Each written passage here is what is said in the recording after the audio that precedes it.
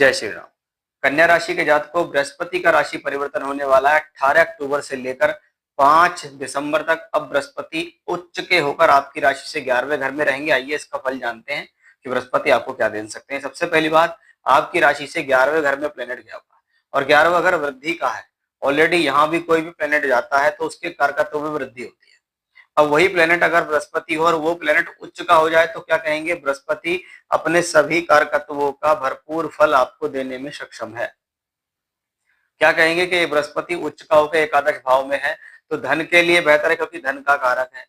पंचम भाव को दृष्टि भी देता है और पंचम का कारक भी है, तो शिक्षा, विद्या, बुद्धि, ज्ञान, प्रेम संबंध के लिए बेहतर रहेगा, इसमें भी कोई संदेह नहीं है।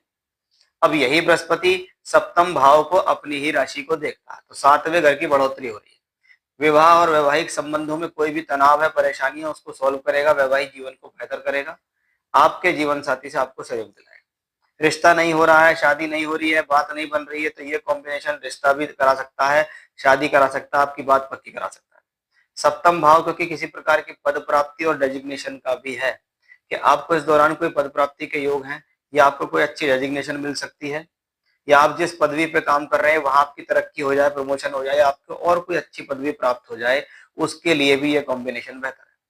बृहस्पति की उच्चस्थ दृष्टि तीसरे भाव पर भी है, यानी इस दौरान लाभ प्राप्त करने के लिए आपको कोई छोटी बड़ी यात्रा करनी पड़ सकती है, या कम्युनिकेशन से जुड़ी है तो फायदा हो जाएगा, कोई छोटी मोटी ट्रेवलिंग से जुड़ी है तो फायदा हो जाएगा। चौथे घर का स्वामी भी बृहस्पति उच्च का होकर 11वें घर में है तो क्या कहेंगे, प्रॉपर्टी से गेन का समय, प्रॉपर्टी से लाभ का समय है कि इस दौरान हम प्रयास करें, प्रॉपर्टी पे इन्वेस्टमेंट करें तो सही है। क्योंकि 12 नवंबर से 5 दिसंबर तक बृहस्पति वक्री रहेंगे।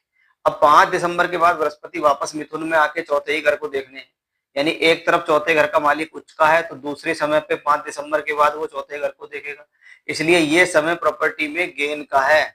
ऐसे में इन्वेस्टमेंट करो। बहुत बार क्या होता है, हमने कोई प्रॉपर्टी ली और 6 महीने साल भर के अंदर उस प्रॉपर्टी के दाम बढ़कर हमने उससे पैसा कमा लिया।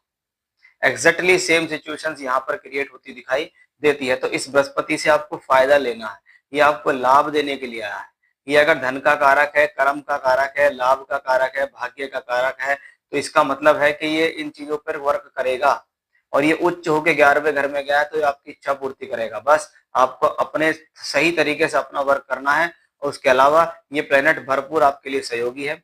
12 नवंबर से लेकर 5 दिसंबर ये वक्री रहेगा, लेकिन उससे कोई नुकसान आपको नहीं है। वक्री होने पर तो ये प्रबल ही है और अच्छा रिजल्ट आपको देता रहेगा। जय श्री राम।